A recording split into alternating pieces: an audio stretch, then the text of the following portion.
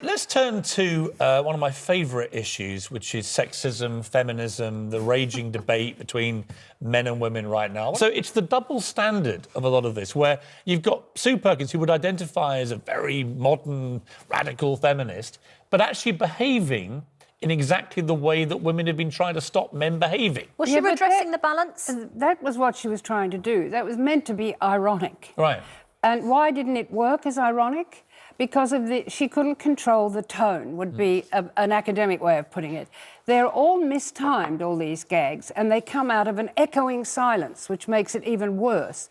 Now, if she'd been actually working an audience at her own level, she would have adjusted. And she couldn't, because she's too far away. She made a joke about, I'm being paid half what a man would be paid, so I'm going to give half the effort. What did you make of that? Well, that was stupid.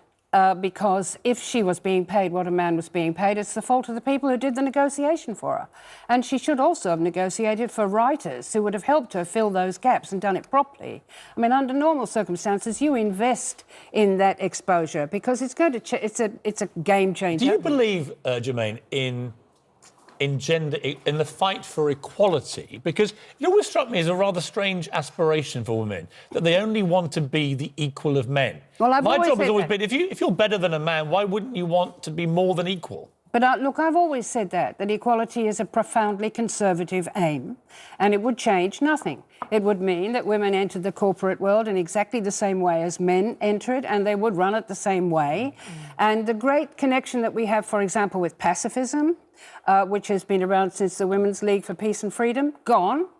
And nobody's saying anything fundamental about what we really need to do. I mean, one of my particular concerns is women's creativity. Why do we not have access to that? Take this as an example. I mean, this is a talented woman. We know she can be very funny. She's squeezed in a difficult situation, and she handles it badly. She crouches, and it's ugly, and it's the really criminal thing is not funny. Hang on a second. Wasn't she trying to send up the fact that for so many years, male comics have taken the mickey out of women and been sexist? Wasn't that her point? But it just was the wrong audience. Well, look, it was I could see that was what she was doing. She was being outrageous in a way that men used to be outrageous.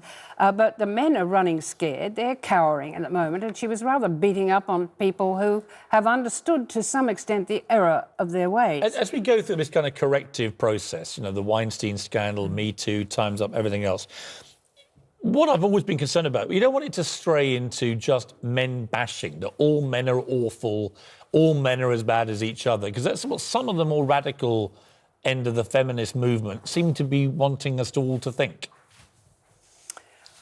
Well, there is a battle on, I think it's true to say.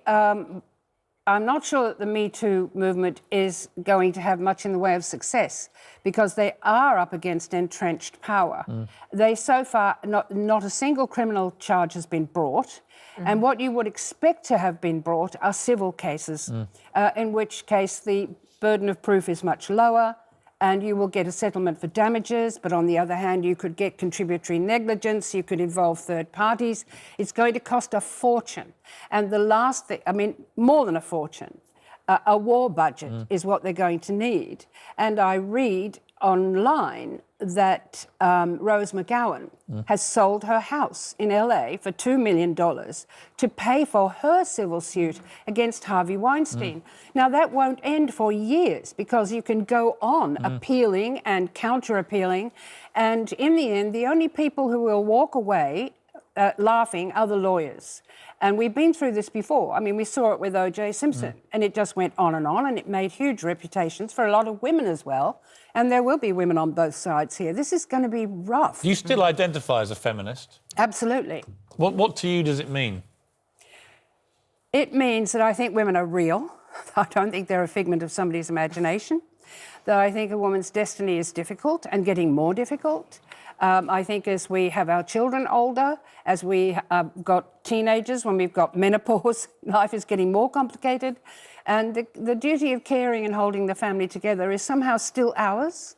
And so even when we're struggling to hold a job, what with pregnancies or illnesses, or even, of course, transsexuals, male to female, are much better women than we are. We've known it was a hard job being a woman. It's a masquerade. And they're better at it than we are. And they don't menstruate. You know, wow, it's already one day in every 28 that they've got free and clear. We're up against it, and it's not getting any easier. And meanwhile, if you actually look at women's health care, which is something that concerns me, seeing as I'm 80 next birthday, is terrifying. Your what next birthday? 80. Are you really? Yeah, I was born in 1939. Well, you've been trailblazing the don't feminist do battle, it. Amazing. Germaine Greer, for a very long time, and it's great to have you on And the you are programme amazing. today. As provocative and lively as you have always been. Come back soon. Thank you. Great to see you. Thank you so much.